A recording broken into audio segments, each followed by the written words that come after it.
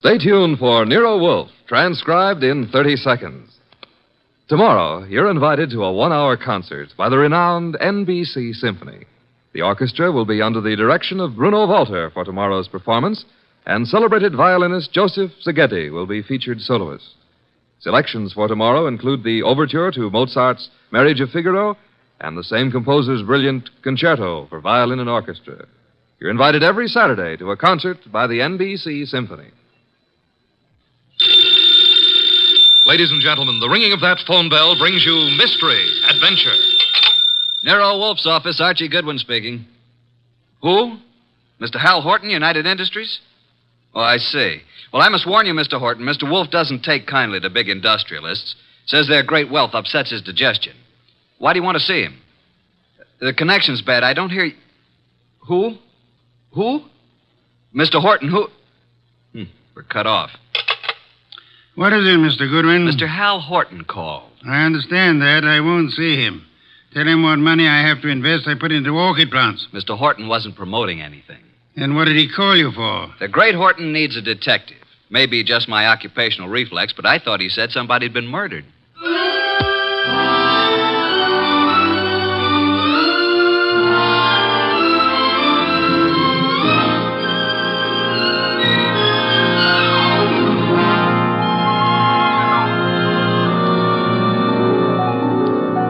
Ladies and gentlemen, it's that genius who is the bulkiest, balkiest, most ponderous, and most brilliant detective in the world. Yes, none other than that chair-borne mass of unpredictable intellect, Nero Wolfe, created by Rex Stout and brought to you in a new series of adventures over this NBC network in the person of Mr. Sydney Greenstreet.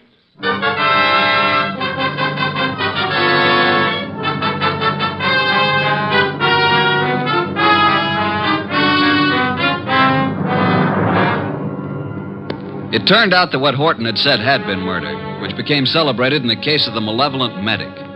But its solution wasn't a simple matter of following up his accusation. It had false clues mixed all through it like raisins in a pudding. The man we came to know as the Malevolent Medic was young Dr. Benjamin Sloan. The case began on the sunny afternoon when Grace Banks, his nurse, came into his private office. Waiting room's finally empty, I take it? Well, there's one more patient, darling. I'm sorry, doctor. Mrs. Horton's here for another of the thiamine chloride shots you ordered for. I said you could give her those, Grace. She doesn't have to wait to see me. Oh, she's hung up her mink coat, parked her orchid and her alligator bag, and filled up all the ashtrays with lipstick cigarette stubs. Mrs. Horton prefers to wait for you. She seems very upset. I hoped she'd get hold of herself. Mrs. Hal Horton with all that money. Whatever gives her such jitters? Darling, if I ever get in that condition after we're married, please shoot me. I've advised her to go to a specialist. Hers isn't a true medical case. Well, I'll do what I can. Get a needle ready, will you, Grace, and show Mrs. Horton in. Yes, darling. I mean, doctor. Mrs. Horton, will you step in now?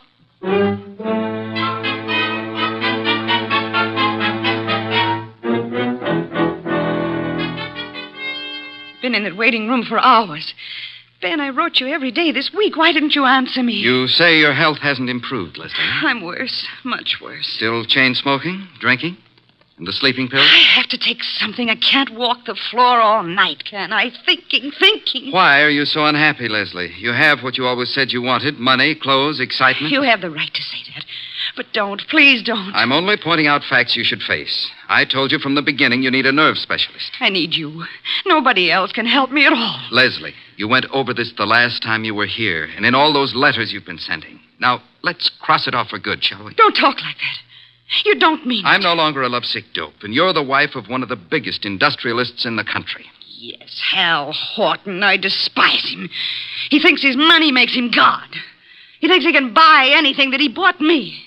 He made me think I was getting the world with a fence around it. Everything I want is on the other side of that fence. You don't know what you do want. I want us the way we used to be, happy in love together. Leslie, please be quiet. Why? Miss Banks is in the laboratory. She can hear you. What of it? I'm not ashamed. I'll tell her. I'll tell everybody. Imagine Hal's face when he finds out I'm leaving him, but I'm coming back to you. He already knows about you. I told him you were in love with me, that you're jealous. He doesn't like it. Leslie, you're raving. Now stop it. You always said I was the most attractive woman in the world. You made your choice. Now get this into your head. I'm really in love now. In a few weeks, I'm going to be married. Now I'll get your medicine. So it's really true. You are going to be married. Yes. I'd heard it, but I didn't believe it. Going to marry a nurse. All my friends have known and been laughing at me. Please, now that's enough. I made a plan, a wonderful, beautiful plan about us. Ben, you love me. Ben, say you love me. Mrs. Horton, that is all over. Don't love me. No longer. You're here as my patient, and that's all. After this treatment, I must ask you to get another doctor. A wonderful, beautiful plan for us. And now she threatens to step in and spoil it. Well, maybe I'll spoil a few plans. How would you like that? Threats will accomplish nothing. I can ruin things for you, Ben. All those fancy ideas of yours about having a fine practice, being a great doctor. Do you want to give those up? I can arrange it so that maybe there won't be any wonderful future for you. Are you prepared to face that possibility? Because I'm prepared to make it a reality. And I mean it. You'll regret this day as long as you live. I'll get your medicine, Mrs. Horton. Hand me my bag. Thank you.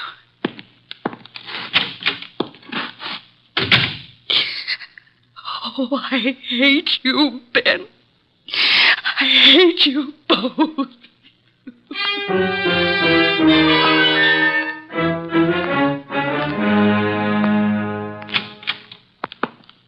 Sorry to have kept you waiting, Mrs. Horton. Miss Banks had to do a repair job before she could use the sterilizer. Alcohol, Miss Banks? Yes, Dr. Sloan. Now, Mrs. Horton, may I help? Thanks. So nice of you. There. Right side for the hypo this time, isn't it?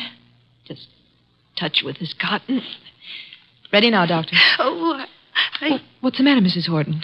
I'm just cold. Alcohol. After this, I advise you to go home and rest. These massive doses are a little painful, but they give results. There. That's all. Just relax here, and you can leave in 10 minutes. Come, Miss Banks. I want to talk to you.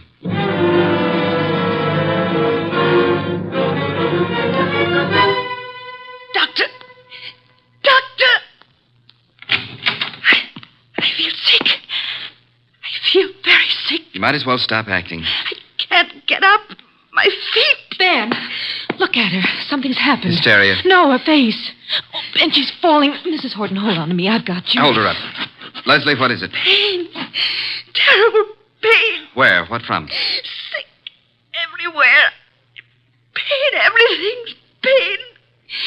Pain in my head, pain in my feet. My feet.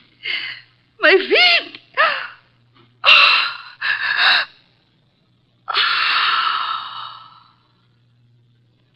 Doctor, she's dead.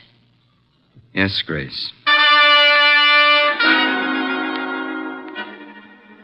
Get a card from the files. I want to study it. From the first day Mrs. Horton came here. What was it, Ben? What happened to her? Symptoms are of a heart condition from which it seems the patient has just expired. Then you must call her husband.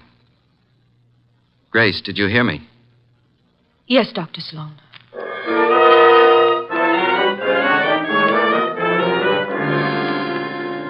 Well, I discourage your visit here, Mr. Horton. I do have a sort of curiosity about the operation of so-called big business. Maybe I'll be a glass of beer and hear an explanation of the rise and fall of this morning's stock market. You don't think I've come here socially? I wish to engage your services for... Not available. You're a detective, aren't you? Specializing in cases that interest me. Sherry, Mr. Horton? I don't need it, thank you. But Mr. Wolfe says he specializes in cases that I've interest... just got here. I haven't told my story. I don't believe you even know who I am. Oh, yes, we do. We do indeed. A millionaire. Did I offend you by speaking of a fee? No, on the contrary. It is that portion of your conversation which interested me most. Frankly, I planned to spend the evening examining the first edition of Henry James I'd like to purchase, and the word fee suggested a possible way. Now, what have you done, sir? What have I done? One doesn't have to be a detective to recognize you're in trouble, Mr. Horton. Look, Mr. Wolfe, I have done nothing. But I've got a question I've got to have answered. I need facts. They tell me you're the man who can give them to me. If Nero Wolfe can't get them for you, they're not facts, they're fancies, Mr. Horton. Well, my story's involved. But the gist of it is your beautiful wife, a former model, died last week. The death certificate indicated a heart attack, You suggest she was murdered. How did you know? Never mind how I came to my conclusions. How did you come to yours? Leslie had been going to a Dr. Benjamin Sloan. She said he was a specialist. Some friend had recommended. She'd been upset. He was giving her vitamin B shots, she told me. You doubt that was true? Dr. Sloan informed me, after she died in his office, there'd been a heart condition from the beginning. Well, I don't believe it. Leslie was a very emotional girl. She'd have been quite frightened of a heart ailment. She'd have told me about it. Maybe she didn't comprehend its seriousness. Dr. Sloan did. Why didn't he get in touch with me at once about it? Then, when I went to clear up Leslie's room, I discovered something. Leslie didn't go to Sloan through a friend. She'd known him when she was a model and he was a hospital intern. She'd kept letters he'd written to her then. Love letters. Indeed. Well, doesn't that give you an idea, Mr. Wolfe? Sloan lost Leslie to me. No man who'd been in love with Leslie'd ever get over it. Would a man be jealous enough, kill a woman he loved, rather than have her belong to another man? An interesting theory, Mr. Horton, one frequently advanced in fiction. Shall we investigate and see how it works out in fact? You'll take the case, then. The intricacies of the feminine nature are challenging if you do not have to come in contact with the creatures. The practical research in such matters I leave to Mr. Goodwin here.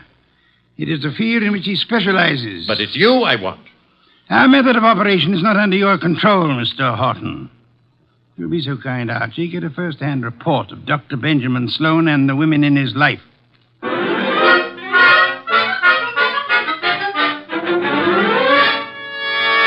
Just came to ask a few routine questions, Dr. Sloan. I don't understand your interest in the Horton case, Mr. Goodwin, is it? That's right. The death certificate was signed and a report made to the medical inspector. Detectives are a snoopy lot. Detectives? Are you from the police department? No, I'm employed to note some details before we close up the Leslie Horton estate. Sudden deaths have to be double-checked. I'm afraid I can't add a thing to what I've already reported. Well, thanks for seeing me anyhow. Been a pleasant visit. Ever have a patient die in your office before, Dr. Sloan? No, but I've seen similar cases in the hospital, of course. Was Mrs. Horton warned about her heart condition, Dr. Sloan? I discussed her case with her fully and frankly. And her husband, wasn't Mr. Horton alarmed? He didn't know. Mrs. Horton's ailment was, well, not to bore a layman with medical details, was not a fatal one necessarily. She might have gone on for years. Just played in bad luck, huh? The worst. Mm-hmm. When'd you first meet her? Several weeks ago. And you saw her how many times? It's all on the record. She was nervous. I prescribed thiamine chloride. Her medical report card shows that. You read it for yourself. Well, I guess that's all, Dr. Sloan. Won't bother you further. Miss Banks will show you out. Yes, Dr. Sloan? Sort of a modern Aladdin arrangement, isn't it? Wish I could press a buzzer and have a beautiful girl like you up here. Mr. Goodwin is leaving. Oh, this way, Mr. Goodwin. You can use the side door. The waiting room's full of patients. So long, Doctor. This way, through the lab. There's a door from it into the corridor. Cozy place, all those bottles. I suppose there's enough stuff in here to kill an army. To cure one. Miss Banks, may I say that you're the kind of a nurse that patients dream about? Make it a pleasure to go to a hospital. Blonde hair, blue eyes, winkers an inch long. Are they real? If you'll excuse me. What do I have to come down with to persuade you to take care of me, huh? I don't take cases. I'm a technician. Good day, Mr. So you work just for Dr. Sloan? That's too bad the way he's involved in this Horton case. It looks serious. Mrs. Horton simply died of a heart attack in Dr. Sloan's office. If you wanted to help your boss, Miss Banks, you'd stop rushing around and answer a few questions. I'm sure Dr. Sloan gave you the necessary information. Guess he doesn't realize the trouble he's in. If you can supply any details that'll change the picture, you'll be doing him a great favor. He's a nice guy. I want to help. What is there to say? The report... Let's get it in your own words. Just what really happened here that day. Well, Dr. Sloan gave Mrs. Horton the vitamin B shot. That was routine. Mm-hmm. But she didn't get up afterward. She said she was sick. And then she fell and I caught her. And Dr. Sloan administered emergency treatment. What did that consist of, Miss Banks? All that is in the office record. What would bring on such an attack? It could have been several things. Could it have been something she ate? Acute indigestion affects the heart. Maybe Mrs. Horton would be here now if the doctor thought to use a stomach pump. He did use one. He did everything there was time to do. She certainly went in a hurry. Suffer a lot? She said she was in pain. Where? Her stomach? No, not her stomach. Where then? She seemed to be in pain all over. Reflex, maybe? When it was over, what did you do, Miss Banks? Called Mr. Horton. Must have been a blow to the great man. I understand she was younger than he is and quite a sultry gal. I've talked to you professionally because you said it was necessary to help Dr. Sloan. Is that all, Mr. Goodwin? I guess it is for now. Unless you'll have dinner with me. Thank you, no. I'm handsome, hardworking, and harmless. I'll bring you references from my employer. What do you say? The express elevator's the one on the right. Must be there's another man. Wouldn't be the doctor, would it? Well, you'll fit better in a Pullman kitchen than here among the test tubes at that. My reluctant congratulations.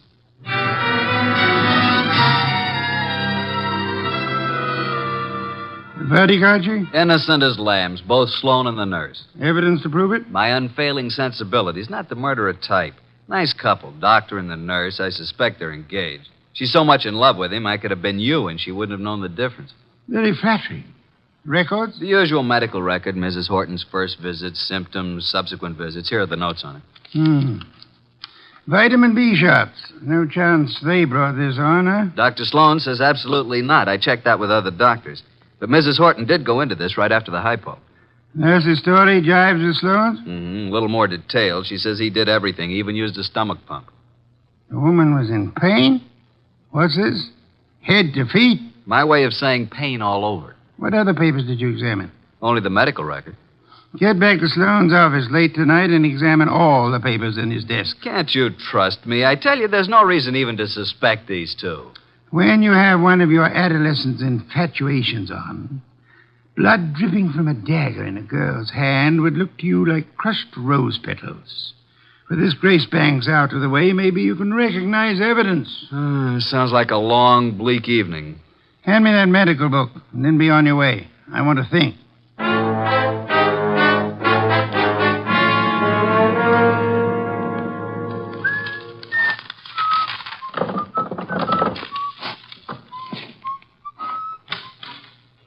Well, good evening, Mr. Goodwin. Oh, good evening, Dr. Sloan. This is a surprise to us both. I didn't anticipate that you'd be keeping office hours after midnight. What are you doing in my office at 2 o'clock in the morning, Mr. Goodwin? Reading your mail and having a ghoulish time surrounded by all these shiny instruments of yours. You've been rifling my desk. I wouldn't do that if I were you. I put things back very neatly, even the letters from this little secret compartment, which isn't secret at all to anybody who knows about desks. I've kept only Give one. me that Easy.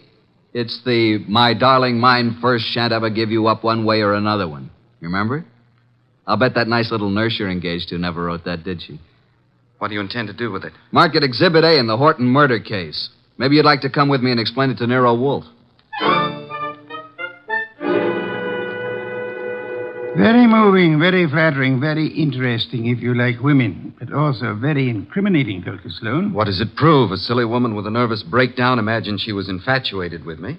A woman who is now dead, you must remember, under, shall we say, unusual circumstances. You signed a death certificate which stated Mrs. Horton died of a heart attack. As you signed it, Dr. Sloan, did you remember she had threatened you and heave a sigh of relief that fate had done you such a good turn? I didn't bear Leslie any ill will. I was sorry for her. You felt adequate to the situation. You called no other doctor, though there are several in your building. My first thought, of course, was that it was some extraordinary allergic reaction to the vitamin dose. It was not until an hour or two after she was dead you decided she expired from a heart attack. Yes. How did you explain the pain? I reported no pain. Miss Banks said Mrs. Horton had pain from her head to her feet. Grace said that? Well, not in those words, but that was the general Dr. Sloan, why did you use a stomach pump on a heart case? Why, I told you I tried everything. Sometimes an acute digestive disturbance. I suggest you did it because to you, as to any qualified physician, the pain in the feet suggested poisoning, a particular kind of poison, an inorganic poison. There wasn't any in her stomach. You maintain that? Archie, get the medical examiner on the phone. Tell him the body of Miss Hal Horton must be examined for any evidence of poisoning. I know you think Mrs. Horton was murdered, but it's impossible. There'd been no one near her. Miss Banks? Miss Banks couldn't have done it. She was working with me constantly. That's what I thought you'd say, Dr. Sloan.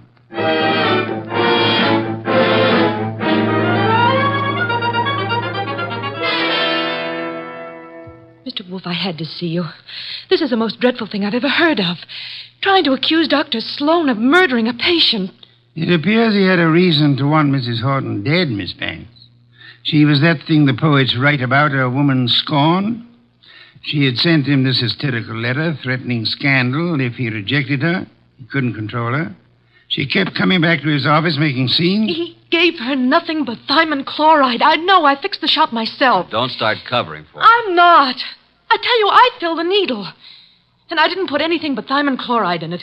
You haven't any reason to think anybody did, except for that letter you stole. If it wasn't for that letter... Give it to me. Give it to me. Stop it, Archie, quick. Now, drop it, baby. Come away from that fireplace. Why, you little tiger kitten. I didn't think you had it in you. Come on, let go of it. Let go. Give it to Papa. Now, look what you did. You almost got Nero Wolfe out of his chair. Destroying evidence is a serious offense, young woman. She kept coming to the office, writing and pestering him. I heard her from the laboratory. You read her letters, too, didn't you? You knew if something didn't stop her, Dr. Benjamin Sloan was a ruined man. But he didn't kill her. I know he didn't. I don't believe he did. You don't? Well, then who? You've just provided an excellent motive for having done it yourself, Miss Banks.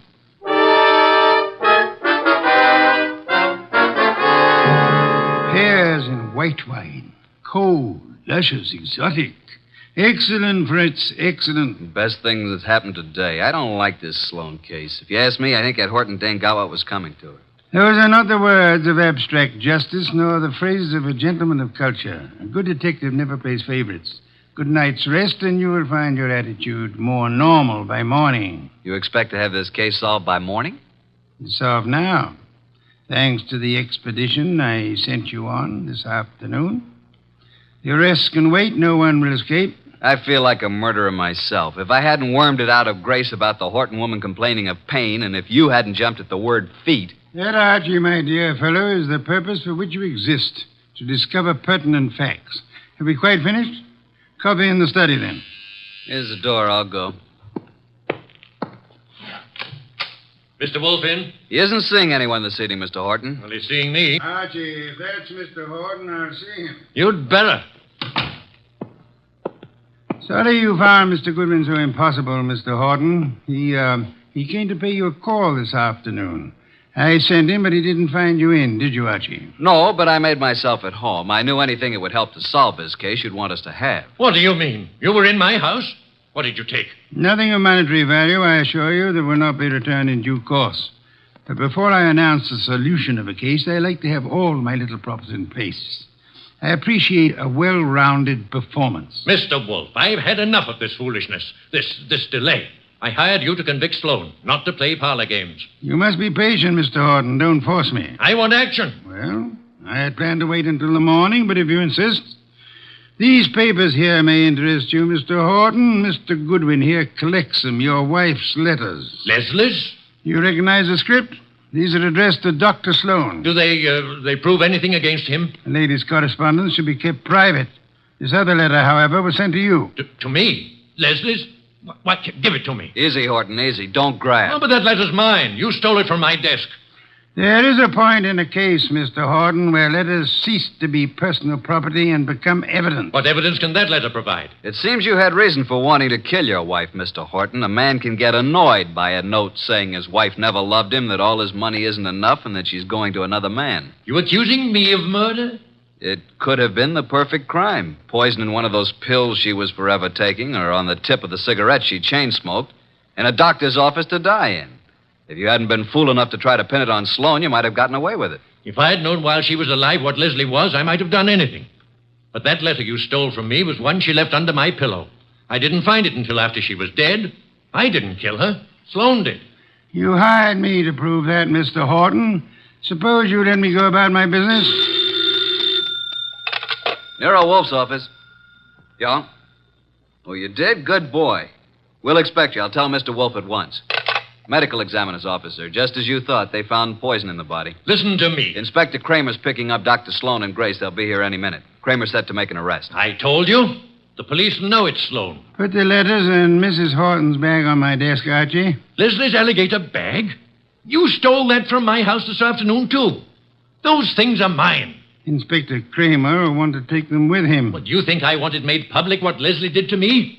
Kramer can't have them. Maybe the inspector will want to take you, too, Mr. Horton. Let them in, Archie. Come in, Inspector Kramer. Oh. Dr. Sloan, Miss Banks. Wolfe asked me to bring them here first before I locked anybody up. Mrs. Horton was murdered, all right. I'm sending a man for Horton, too. You won't have to. Mr. Horton's waiting here to join the party. Come into Mr. Wolfe's office. Good evening, Inspector. Good evening, Wolfe. Will you all please range yourselves around the room as I indicate? Miss Banks here. Dr. Sloan, Mr. Horton. Archie, you stand between the two men, if you please. Mr. Wolfe, this is a dreadful mistake. I swear the doctor didn't... Stop thinking about the doctor. What about you? If you're accusing Miss Banks, I might as well tell Hold you it, now. Dr. Sloan. From here on, anything you say will be held against you. That's what I want. Let Grace go home and Oh, I'll... for heaven's sake, why don't you arrest the man? Isn't it obvious he's guilty? You and your trumped-up charges against me. I'll do the talking now, Mr. Horton.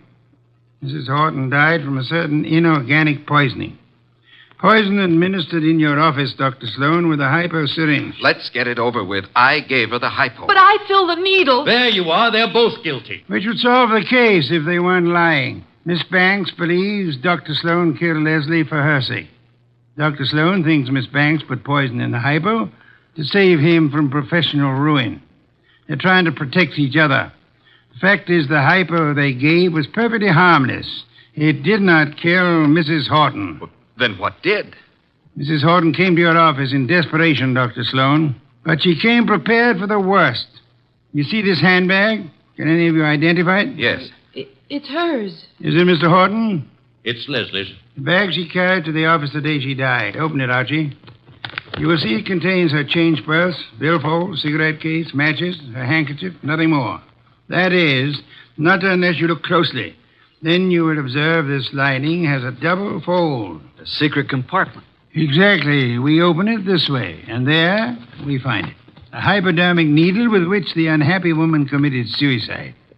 Miss Banks, Dr. Sloan, you can stop protecting one another. Mr. Horton, the world need never know you were a betrayed husband. Mrs. Horton killed herself while in a confused state following a mental breakdown. The case of the Malevolent Medic is closed.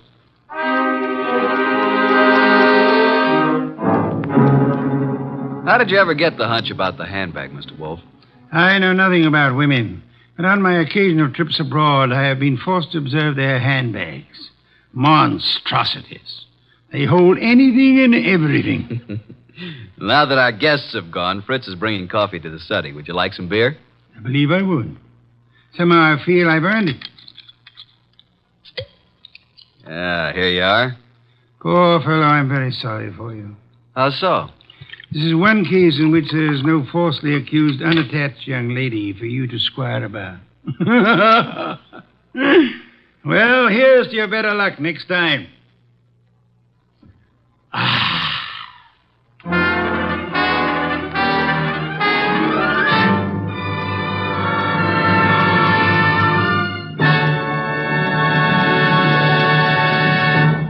You have been listening to The New Adventures of Nero Wolfe, starring Sydney Greenstreet.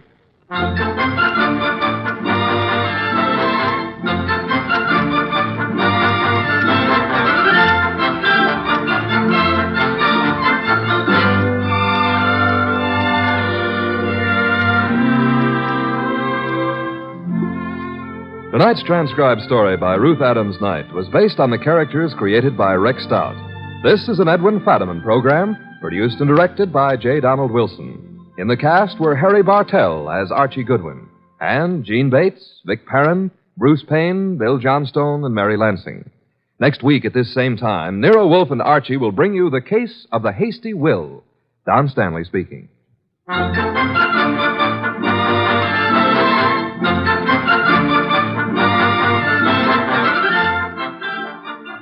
Three chimes mean good times on NBC. There's music and mystery for you every Saturday evening on NBC. For music, tomorrow, your hit parade brings you the top tunes in the land with Snooky Lanson, Eileen Wilson, and Raymond Scott's orchestra. And for mystery, Herbert Marshall stars as the Man Called X, a man in search of adventure who travels wherever there is intrigue, danger, and romance. More good mystery at Sam Spade next on NBC.